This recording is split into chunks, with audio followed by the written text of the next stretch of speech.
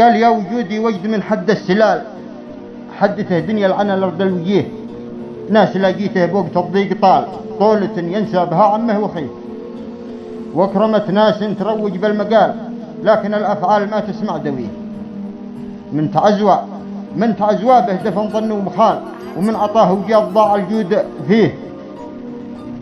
ناس يلعب فوق 5-4 حبال، ماضي الحبلين سلم لي عليه، راح وقبل الوقت حد أغلى الرجال، للرخوم اللي تصده وتحديه. واشهد ان بعض العرب مثل الجبال، حصن شامخ من الصحايب تقتليه. واشهد ان البعض ما يسوى ريال، لا زهمته لا مسراس رجليه، ينحني كنه فقد اغلى العيال. ليش؟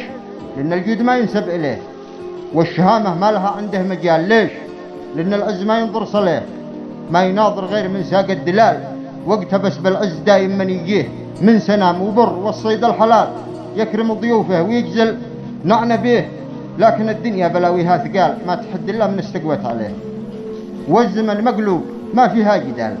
نازل الابطال واعتز السفيه، مير نحمد ربنا في كل حال، هو حكيم حب عبده يبتليه. وانها الدنيا فتاليها الرحال، وابن ادم رهن ما سوت يديه. يا لطيف الطف بنا يوم السؤال، يوم يتحاشى الفتى امه وبيه.